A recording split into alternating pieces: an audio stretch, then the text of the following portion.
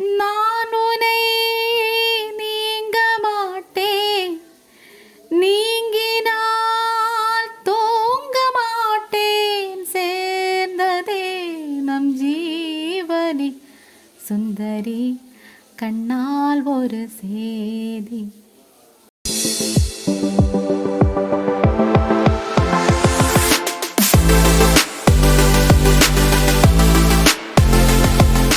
ജീവിതത്തിലെ ഏറ്റവും നല്ല മുഹൂർത്തങ്ങളിലൊന്നായ കല്യാണ കാഴ്ചകൾ കാണാൻ ഇഷ്ടമല്ലാത്ത ആരും കാണത്തില്ല. ഞങ്ങളുടെ ഏറ്റവും അടുത്ത ബന്ധുവിൻ്റെ കല്യാണമാണ്. അപ്പോൾ ഞാനും ഹസ്ബൻഡും കൂടിയാണ് പോകുന്നത്. മക്കളൊന്നും വന്നിട്ടില്ല, ട്യൂഷനുണ്ട്, വീട്ടിൽ അപ്പൂപ്പൻ ഒറ്റയ്ക്കേ ഉള്ളൂ. അപ്പോൾ ഭയങ്കര വെയിലാട്ടോ, തന്നെയല്ല റോഡ് പണി നടക്കുന്നുണ്ട്. എൻ്റെ വീട് കൊട്ടാരക്കരയാണ്. അപ്പോൾ ഈ കല്യാണം നടക്കുന്നത് നാവായിക്കുളത്താണ് കേട്ടോ. അവിടെ ജനാർദ്ദന സ്വാമി ക്ഷേത്രത്തിന് അടുത്ത് വെച്ചിട്ട്, ഓഡിറ്റോറിയത്തിൽ വെച്ചിട്ട്. അങ്ങനെ ഞങ്ങൾ ഉള്ളിലേക്ക് കയറി. അപ്പോൾ ഗ്രേപ്പ് ജ്യൂസൊക്കെ കൊടുക്കുന്നുണ്ടായിരുന്നു. അതൊക്കെ കുടിച്ചിട്ട് ഇനി ഹാളിലേക്ക് കയറാൻ പോവാണ്. ഭയങ്കര തിരക്കെന്ന് വെച്ചാൽ അപാര തിരക്കായിരുന്നു കേട്ടോ. സീറ്റൊന്നും കിട്ടിയില്ല. അപ്പോൾ പുറത്തിങ്ങനെ നിന്നപ്പോഴത്തേക്ക് ഞാൻ കുറേ സമയം വീഡിയോ ഒക്കെ എടുത്തു. ആങ്ങളമാരെ കണ്ടു, നാത്തൂന്മാരെ കണ്ടു. അപ്പോൾ നട അടച്ചിട്ടില്ല, പക്ഷേ കല്യാണ സമയം ആയതുകൊണ്ട് അകത്തേക്ക് കയറി തൊഴാനൊന്നും പറ്റിയില്ലേ. എന്നാലും ഞാനും ആങ്ങളെയും കൂടി അവിടെ ചെന്നു. പുറത്ത് കാണിക്കാൻ വെച്ച് പൈസയൊക്കെ ഇട്ടിട്ട് പുറത്ത് വന്ന് ഭഗവാനെ നല്ലപോലെ പ്രാർത്ഥിച്ചു. ചെറിയ പ്രായത്തിലെങ്ങാണ്ട് ഞാനിവിടെ വന്നിട്ടുള്ളതാണ് കേട്ടോ. അങ്ങനെ കുറേ സമയം ഞാൻ അവിടെ നിന്നപ്പോഴത്തേക്കും നാത്തുമാർ എന്നെ അങ്ങോട്ട് വിളിച്ചു. അങ്ങനെ ഞാൻ അങ്ങോട്ട് ചെന്നേ. അപ്പോൾ ഇത് ചടങ്ങുകളൊക്കെ തുടങ്ങിയിട്ടുണ്ട് കേട്ടോ. ഞങ്ങൾക്ക് കുറച്ച് ചടങ്ങുകൾ കൂടുതലാണ്. 3 സ്റ്റെപ്പായിട്ടൊക്കെയാണ് നടക്കുന്നത്.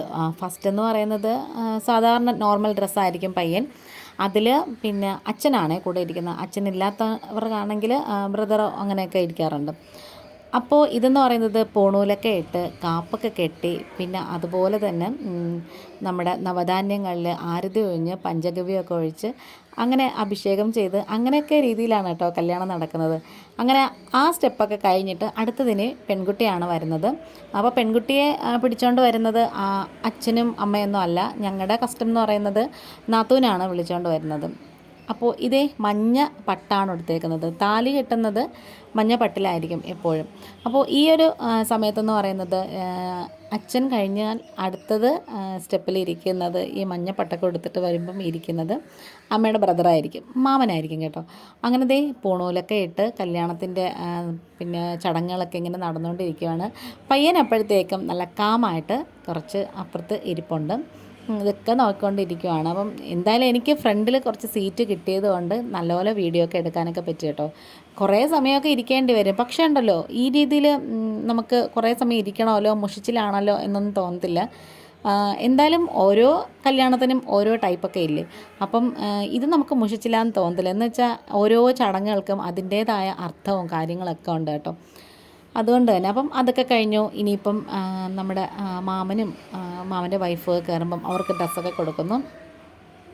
ഇനി അടുത്ത നടക്കാൻ പോകുന്നതെന്ന് പറയുമ്പം പയ്യനും അതുപോലെ തന്നെ പെൺകുട്ടിയും മുതിർന്നവരുടെയൊക്കെ അനുഗ്രഹം മേടിക്കുകയാണ്. ഇനി അടുത്ത് താലി കെട്ടുന്ന ചടങ്ങാണ്. അപ്പം ഈ സമയത്തുണ്ടല്ലോ എല്ലാവരും ഇങ്ങനെ ഭയങ്കര ടെൻഷനായിരിക്കും. ഒന്നും കൂടി സഭയെ വന്നിക്കുന്നു. അത് കഴിഞ്ഞിട്ട് ഇനി കതിർമണ്ഡപത്തിലേക്ക് കയറിയിരിക്കാൻ പോവുകയാണ്. അതുപോലെ തന്നെ ഈ സമയത്താണ് കന്യാദാനമൊക്കെ നടക്കുന്നത്. അപ്പം പെൺകുട്ടിയുടെ അച്ഛനും അമ്മയൊക്കെ റെഡി ആയിട്ട് തന്നെ അവിടെ നിൽപ്പുണ്ട് കേട്ടോ. കുറേ സമയം ഞങ്ങൾ ഇരിക്കേണ്ടി വരും. ഈ ഒരു സമയത്താണ് കേട്ടോ താലി കൊണ്ട് പൂജിച്ചത് എല്ലാവരുടെയും അടുത്തുകൊണ്ട് ആശീർവാദമൊക്കെ മേടിക്കുന്നത്. ഒരു പ്രധാനപ്പെട്ടൊരു സംഭവം നടക്കുകയാണ്. അപ്പം അതെല്ലാവരുടെയും അനുഗ്രഹത്തോടെ തന്നെ നടക്കണമല്ലോ. ഇപ്പം നടക്കാൻ പോകുന്നത് കന്യാദാനമാണ് കേട്ടോ. അച്ഛനും അമ്മയും കൂടി ചേർന്നിട്ടാണിത് ചെയ്യുന്നത്. ഇതൊക്കെ നമുക്ക് ബാക്കിൽ കാണാൻ പറ്റത്തില്ല, നമ്മൾ ഫ്രണ്ടിലിരിക്കുമ്പോൾ കാണാൻ പറ്റത്തില്ല, നമുക്ക് അവിടെ നിൽക്കുമ്പോൾ കാണാം. അപ്പോൾ ഈ ഒരു സമയത്ത് നാദസ്വരമൊക്കെ നിർത്തിവെക്കും. മന്ത്രോച്ചാരണം മാത്രമേ ഉള്ളൂ. 33 ദേവർകളെയും സാക്ഷി നിർത്തി ഈ ഒരു സമയത്ത് കറക്റ്റ് മുഹൂർത്ത സമയത്ത് താലി കെട്ടുവാണ്. നേർക്ക് നേരെ ഇരുന്നിട്ടല്ല ഞങ്ങൾ കല്യാണത്തിന് താലി കെട്ടുന്നത്. ഇതേപോലെ പയ്യനൊരു കുഞ്ഞു മുക്കാലിയിൽ ഇരുന്നിട്ടാണ് അഭിമുഖീകരിച്ചിരുന്ന് അങ്ങോട്ടും ഇങ്ങോട്ടും നോക്കിയിരുന്നിട്ടാണ് കേട്ടോ താലി കെട്ടുന്നത്. ഇനി അടുത്തൊരു പ്രധാനപ്പെട്ട ചടങ്ങാണ് കേട്ടോ ഈ ഒരു മാറ്റുമാല എന്ന് പറയുന്നത്. അപ്പം പയ്യൻ്റെ അളിയനും ചേച്ചിയുമാണ് അടുത്തടുത്ത് നിൽക്കുന്നത്. എന്നിട്ട് ഒരു 3-4 സ്റ്റെപ്പ് വീതം ഇതേപോലെ മാലകൾ അങ്ങോട്ടും ഇങ്ങോട്ടും മാറ്റിയിടുന്നുണ്ട് കേട്ടോ. എത്ര നമ്പരെന്ന് എനിക്ക് ഓർമ്മയില്ല കേട്ടോ. എൻ്റെയും കല്യാണം ഇതേപോലെ ടൈപ്പായിരുന്നു കേട്ടോ. എൻ്റെയും അനിയത്തിമാരുടെ എല്ലാം കല്യാണം ഇതേ ടൈപ്പാണ്. അതൊക്കെ കഴിഞ്ഞു. ഇവിടെ വയലിൻ ഫ്യൂഷൻ നടക്കുവാണ്. അപ്പോൾ അതിൽ ഫസ്റ്റ് വന്ന പാട്ടാണ്, എൻ്റെ ഫേവറേറ്റ് പാട്ടാണ് ഞാൻ വീഡിയോ തുടങ്ങിയപ്പോൾ പാടിയത്. അതൊക്കെ കഴിഞ്ഞ് കുറേ റൊമാൻറ്റിക് സോങ്സൊക്കെ ഇങ്ങനെ വന്നുകൊണ്ടിരിക്കുകയാണ് കേട്ടോ. നല്ല അടിപൊളി പാട്ടായിരുന്നു. നല്ല രസമുണ്ടായിരുന്നു ആ വയലിൻ, ആ ഫ്യൂഷൻ കേൾക്കാനൊക്കെ. ഓഡിറ്റോറിയം എന്ന് പറയുന്നതും നല്ലൊരു ഓഡിറ്റോറിയം ആയിരുന്നു കേട്ടോ. അങ്ങനെ ഇനിയിപ്പോൾ അത് കഴിഞ്ഞിട്ട് രജിസ്റ്റർ ഒപ്പുവെക്കുന്നു. പിന്നെ അടുത്തതായിട്ടിന് നടക്കാൻ പോകുന്നത് എല്ലാവരും പൊട്ടും പൂവൊക്കെ വെച്ചിട്ട് പിന്നെ ഭാര്യ ഭർത്താക്കന്മാരെ അനുഗ്രഹിക്കുന്ന ചടങ്ങാണ് കേട്ടോ. അപ്പം ആ ഒരു സമയത്തൊക്കെ ഭയങ്കര തിരക്കായിരിക്കും മണ്ഡപത്തിൻ്റെ അവിടെയൊക്കെ. ഓരോരുത്തരായിട്ട് ഇങ്ങനെ കയറാൻ വേണ്ടി റെഡിയായിട്ട് നിൽക്കും. ഏറ്റവും ലാസ്റ്റ് ചടങ്ങെന്ന് പറയുന്നത് ഇതാണ് കേട്ടോ. നമ്മൾ കുടമൊക്കെ എടുത്തിട്ട് ഇങ്ങനെ കതിർമണ്ഡപം ചുറ്റുന്നത് കേട്ടോ. അപ്പം ഈ ഒരു കാര്യത്തിന് റെഡിയായിട്ട് കൊച്ചു കുട്ടികൾ ഇങ്ങനെ നിൽക്കും. നല്ല രസമാണ് കാണാൻ.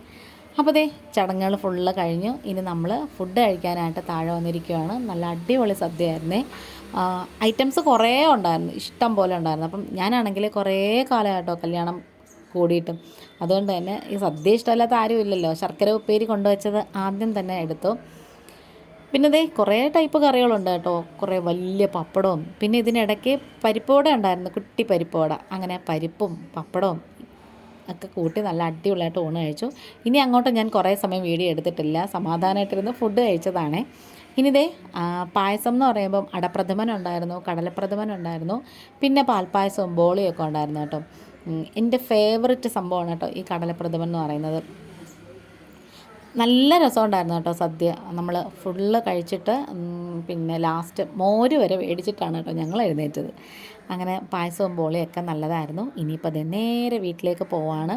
പോകുന്ന വഴിക്ക് 4 മണിക്ക് വേണ്ടിയിട്ട് ചായക്ക് കുറച്ച് പൊരിപ്പൊക്കെ മേടിച്ചിട്ടായിരുന്നു ഞങ്ങൾ അങ്ങോട്ട് പോയത്. വീഡിയോ ഇഷ്ടപ്പെട്ട് കാണുമെന്ന് വിശ്വസിക്കുകയാണ്. സ്കിപ്പ് ചെയ്യാതെ ഫുള്ള് കാണണം. വീണ്ടും തന്നെ വേറൊരു വീഡിയോ ആയിട്ട് വരാം. ഇന്നിപ്പോൾ ഇത്രയേ ഉള്ളൂ. Thanks for watching.